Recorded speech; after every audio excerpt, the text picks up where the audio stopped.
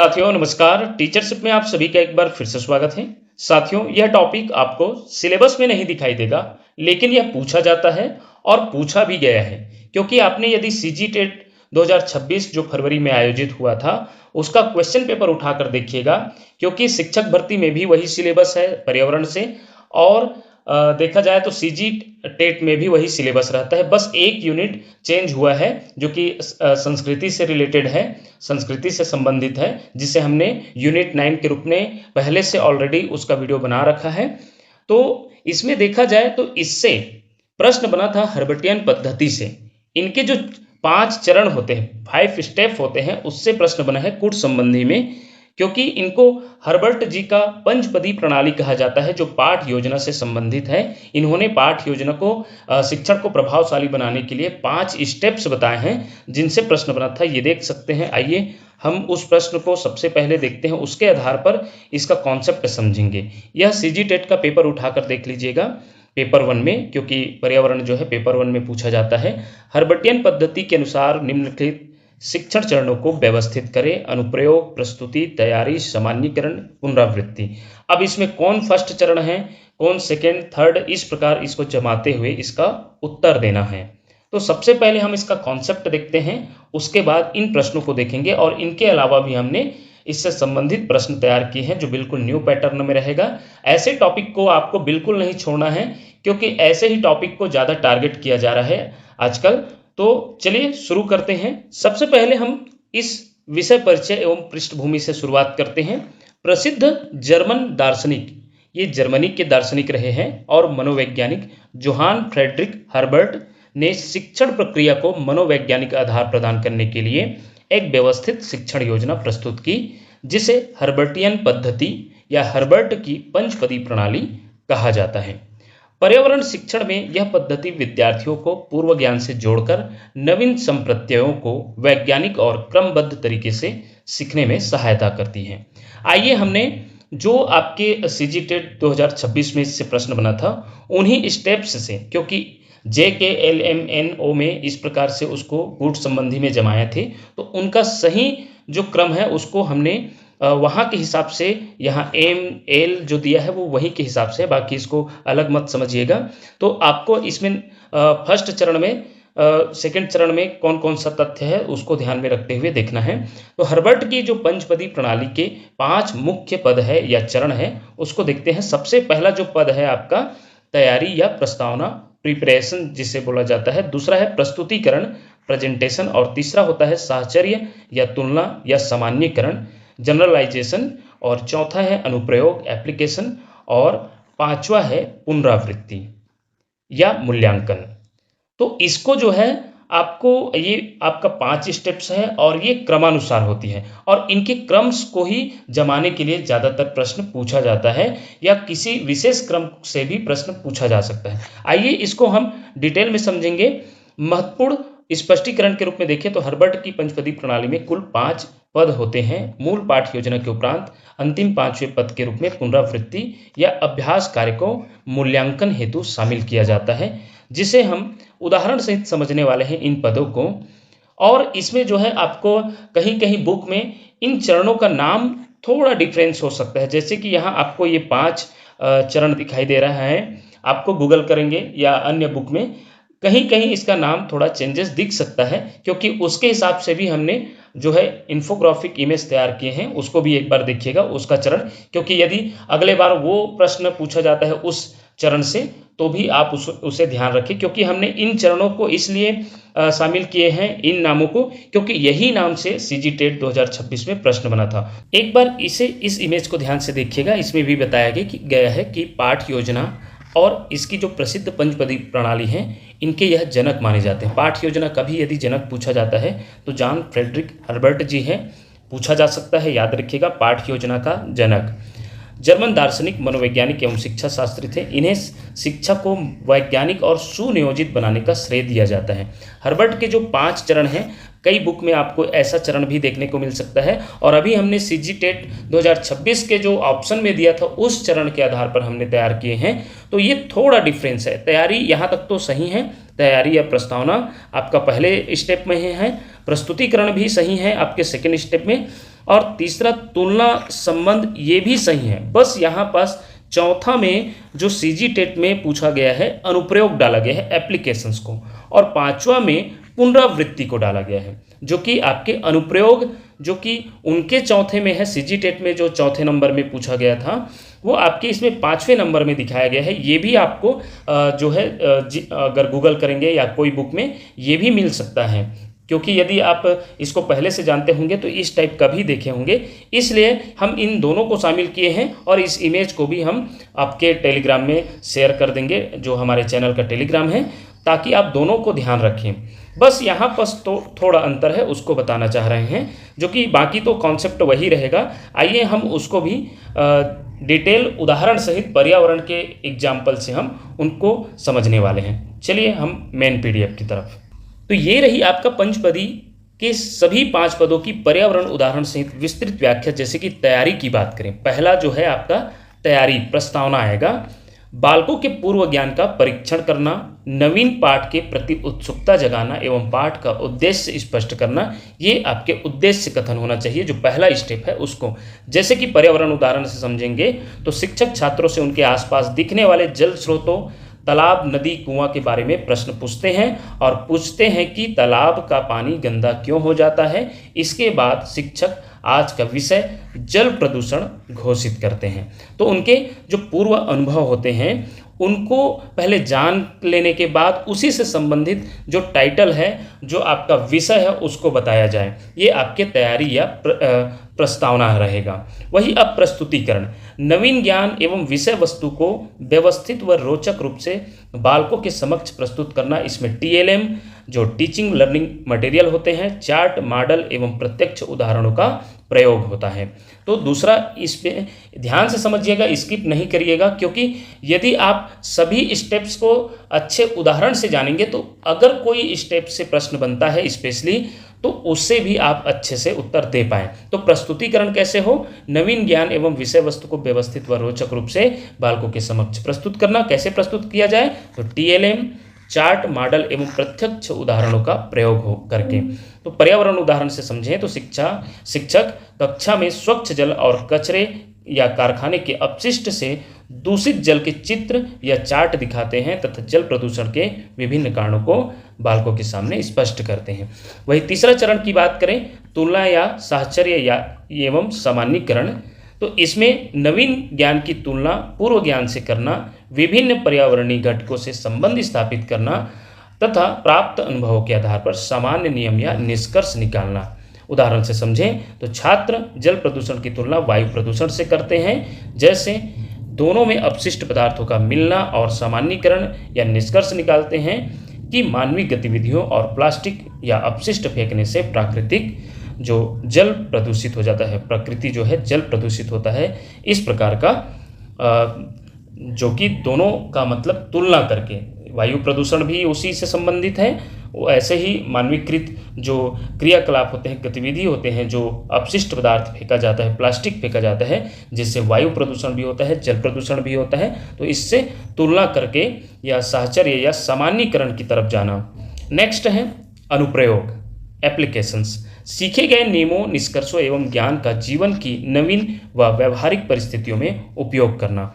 पर्यावरण उदाहरण, छात्र अपने घर और विद्यालय में जल को दूषित होने से बचाने के उपाय अपनाते हैं, जैसे नलों के पास कचरा न फेंकना और दूसरों को जल स्वच्छ रखने के लिए जागरूक करना। तो इन अनुप्रयोग से खुद अपने व्यवहारिक जीवन में अपनाता है इस जो स्टेप के माध्यम से। याद रखिएगा, आजकल जो प्रश्न आपको यदि पर्यावरण का तैयारी करना है तो आप सीजी टेट 2026 का प्रश्न अवश्य देखें, क्योंकि इसमें जो है डायरेक्ट प्रश्न नहीं बना है, उसमें जो है व्यवहारिक या आपके जो चिंतन से संबंधित प्रश्न हैं, जिसमें सोचना पड़े, ऐसे टाइप का प्रश्न बना है, जो मूल्यों पर आधारित हो, ऐसा प्रश्न बना है। तो उसी से हम प्रश्न उठाए हैं और ऐसे ही टॉपिक हम उठा रहे हैं, ताकि आपको जब प्रश्न नया बने तो वहाँ पर ये न लगे कि हमें यह कॉन्सेप्ट या तो कोई पढ़ाया नहीं है या पढ़ने का मौका नहीं मिला हो। पांचवा देखते हैं, पुनरावृत्ति या दोहराव, पाठ की समाप्ति पर छात्रों के अधिगम संप्राप्ति और संप्रत्यय स्थायित्व की जांच हेतु पुनरावृत्ति प्रश्न पूछना व मूल्यांकन करना। अब इसमें जो है आप उनके समझ विकसित हुआ है कि नहीं उसको परखने के लिए आप पर्यावरण से संबंधित प्रश्न पूछ सकते हैं। जैसे शिक्षक छात्रों से 2-3 पुनरावृत्ति प्रश्न पूछते हैं, जैसे जल प्रदूषण के 2 मुख्य कारण बताओ तथा जल को साफ रखने के लिए आप क्या करेंगे। तो ये रही आपके जो पंचपदी प्रणाली जो 5 स्टेप्स है उसका उदाहरण सहित आपको समझ में आया होगा निश्चित रूप से। आइए हम उन सभी से संबंधित ये प्रश्न तो हम देखने वाले हैं इसके बाद, लेकिन और भी जो कॉन्सेप्ट है उनके विशेषताएं या कमियां उसको बारे में, क्योंकि कमियों से प्रश्न अधिकतर बनता है। तो सबसे पहले अब ये कॉन्सेप्ट होने के बाद आप इसे ध्यान से देखिए जो प्रश्न बना है आपके CGTET 2026 में। हर्बटियन पद्धति के अनुसार निम्नलिखित शिक्षण चरणों को व्यवस्थित करें। तो इसमें अनुप्रयोग है, प्रस्तुति है, तैयारी है, सामान्यीकरण है, पुनरावृत्ति है। तो ध्यान से देखिए इसमें कौन सा उत्तर आ सकता है। तो अभी हमने देखे हैं एक एक चीज़ों को। तो सबसे पहले क्या होगा, प्रथम पद क्या रहेगा आपका, तैयारी रहेगा, एम रहेगा। याद रखिएगा एम सबसे पहले आ जाएगा। फिर तैयारी के बाद क्या रहेगा, तैयारी के बाद आपका प्रस्तुति रहेगा। तो एल आ जाएगा प्रस्तुति। उसके बाद आपका एल के बाद क्या आ जाएगा, सामान्यीकरण, एन आ जाएगा। सामान्यीकरण, तुलना, इस प्रकार का हमने ऊपर देखा तो ये एन आ जाएगा। उसके बाद क्या आएगा, उसके बाद आपका अनुप्रयोग आ जाएगा के, और के के बाद हमने लास्ट में पुनरावृत्ति देखे जो कि ओ। अब ये आपको क्रम कौन से ऑप्शन में दिखाई दे रहा है, ध्यान से देखिए। आपको यह ऑप्शन बी में दिखाई दे रहा है, MLNKO। तो ऐसे टाइप का अभी प्रश्न ज़्यादा पूछा जा रहा है। तो ये देखते हैं, इसी को हमने यहाँ पर व्याख्यात्मक उत्तर, सटीक तार्किक व्याख्या यहाँ पर बताए हैं। यह PDF बिल्कुल फ्री रूप से आपको टेलीग्राम में अवेलेबल कराया जाएगा।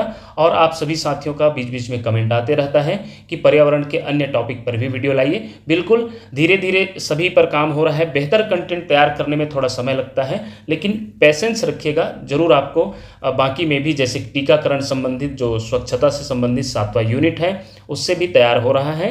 तो निश्चित रूप से और भी कहीं कोई टॉपिक में चाहिए तो बिल्कुल कमेंट कर सकते हैं, लेकिन थोड़ा पेशेंस रखिएगा। तो ये हम एग्जाम पॉइंट में देखते हैं। विशेष परीक्षा उपयोगी तथ्य में हर्बर्ट ने मूल रूप से केवल 4 पद दिए थे, इसे भी याद रखिएगा, स्पष्टता, साहचर्य, व्यवस्था और विधि। लेकिन इसी को उनके जो शिष्य थे उन्हें परिमार्जित कर 5 पदी या 5 पदों में इन्हें रूपांतरित करके दिए, और नाम थोड़ा और क्लारिफाई करके, या फिर कह सकते हैं नाम थोड़ा संशोधित रूप से मिला, लेकिन उसी से संबंधित उसी कॉन्सेप्ट को इन्होंने थोड़ा आगे बढ़ाए थे। तो इस कॉन्सेप्ट को भी याद रखिएगा। चलिए अब हम देखेंगे पर्यावरण शिक्षण में हर्बटियन पद्धति का शिक्षण शास्त्रीय विश्लेषण।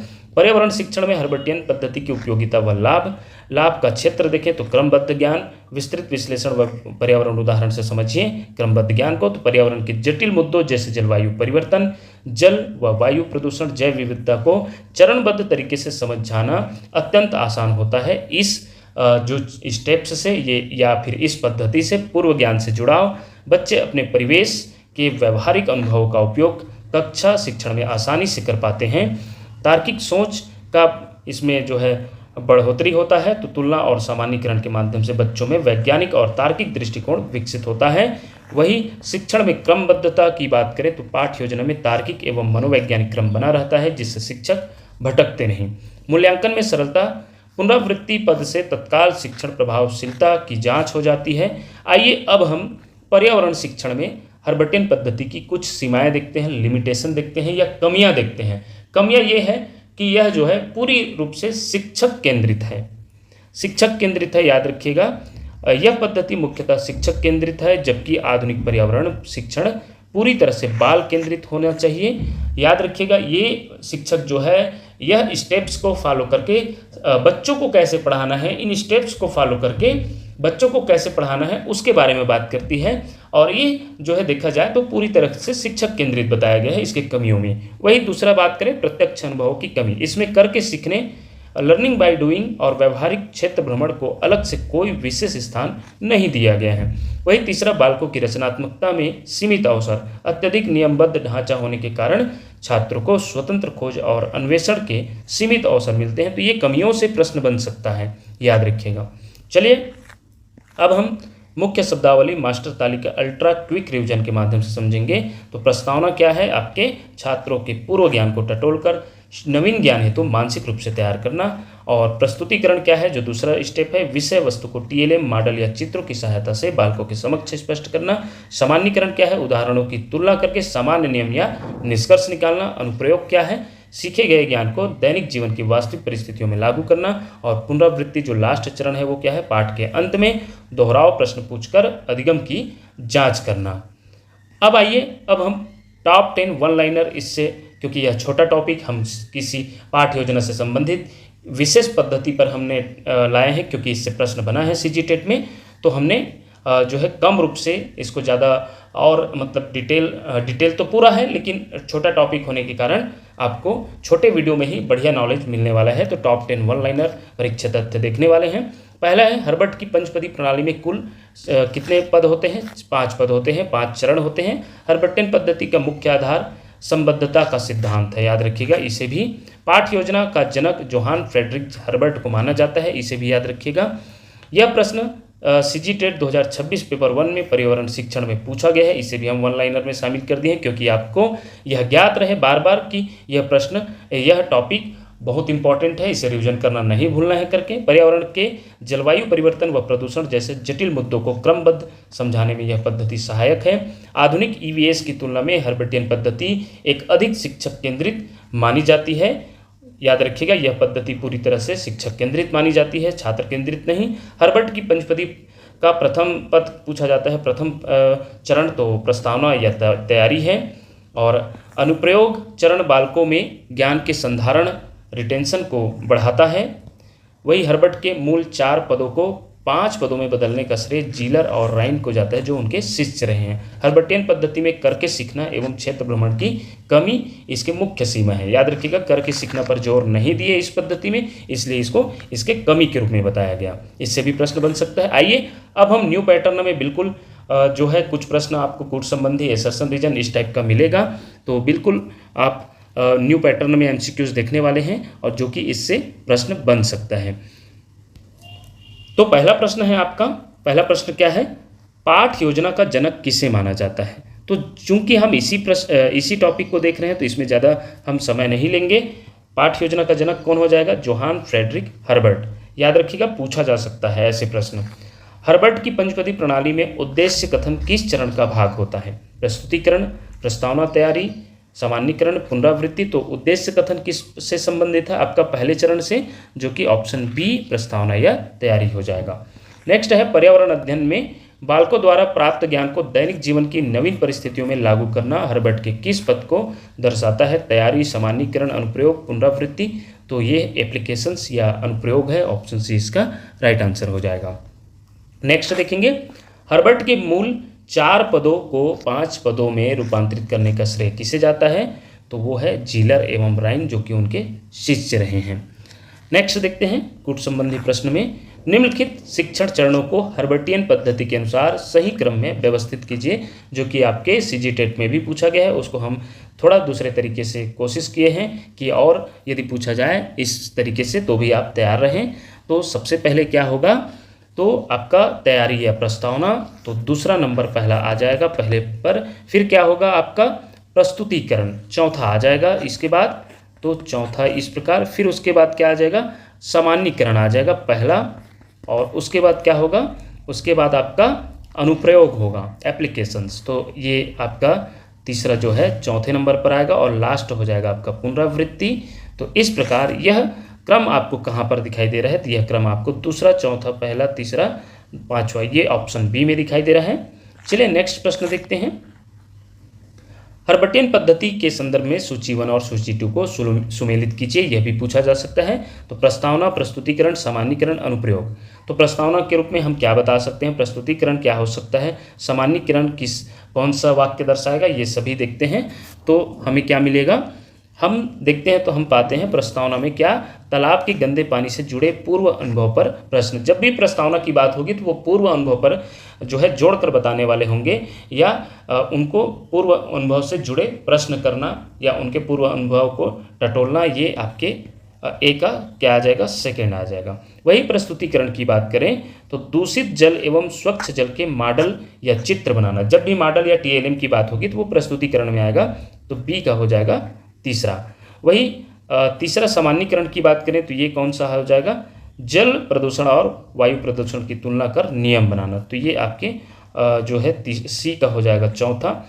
और अनुप्रयोग का क्या हो जाएगा, जल संरक्षण के नियमों का वास्तविक जीवन में पालन करना, तो ये हो जाएगा आपका डी का फर्स्ट। तो ये आपके ऑप्शन ए में दिखाई दे रहा है, इसलिए ऑप्शन ए इसका राइट आंसर हो जाएगा। नेक्स्ट देखते हैं, पर्यावरण शिक्षण में हर्बर्टियन पद्धति के लाभों के संबंध में कौन से कथन सत्य हैं। अब इसे ध्यान से देखिएगा। तो यह पर्यावरण के जटिल मुद्दों जैसे जलवायु परिवर्तन को क्रमबद्ध समझाने में सहायक है, बिल्कुल सही है। यह पूर्णतः छात्र केंद्रित है और क्षेत्र भ्रमण पर आधारित है, तो ये गलत है।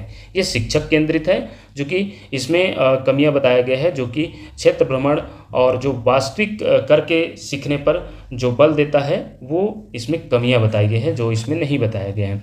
यह बालकों के पूर्व ज्ञान को नवीन ज्ञान से जोड़ने में मदद करती है, बिल्कुल सही। इससे बालकों में तुलना एवं सामान्यीकरण द्वारा तार्किक सोच विकसित होता है, ये भी सही है। तो इसके आधार पर 1, 3 और 4 ये आपका उत्तर हो जाएगा। 1, 3, 4 किसमें दिखाई दे रहा है, ऑप्शन बी में। नेक्स्ट प्रश्न देखते हैं, असर्शन रीजन वाला है, कथन कारण वाला।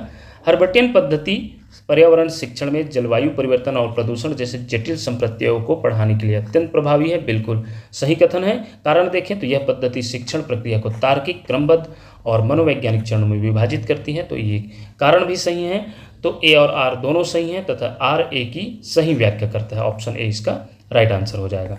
नेक्स्ट है, कथन है, आधुनिक प्राथमिक पर्यावरण शिक्षण ईवीएस में हर्बर्टियन पद्धति को एकमात्र आदर्श पद्धति नहीं माना जा सकता।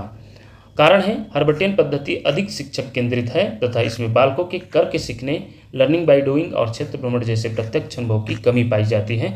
तो बिल्कुल ये आपने ये लेक्चर देख चुके हैं ऊपर, तो आपको ये इसमें स्पष्ट नज़र आ रहा होगा कि कथन भी सही है और कारण भी सही है, तो और सही व्याख्या करता है, तो ऑप्शन ए इसका राइट आंसर हो जाएगा।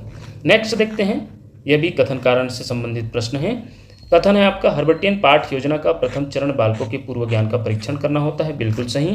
कारण है, नवीन पर्यावरण संप्रत्तियों को तभी प्रभावी रूप से सीखा जा सकता है जब वे बालकों के स्थानीय परिवेश और पूर्व अनुभव से जुड़े हों, तो कारण भी सही है। अतः यहाँ हम कह सकते हैं कि ए और आर दोनों सही हैं और आर ए की सही व्याख्या करता है।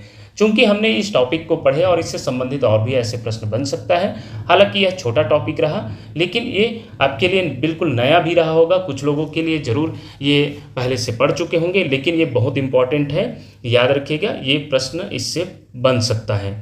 तो इसी प्रकार के नए टॉपिक और बेहतर तैयारी करने के लिए टीचरशिप से जुड़े रहिए और बेहतर वीडियो प्राप्त करने के लिए देखते रहिए आपका अपना चैनल टीचरशिप। धन्यवाद साथियों।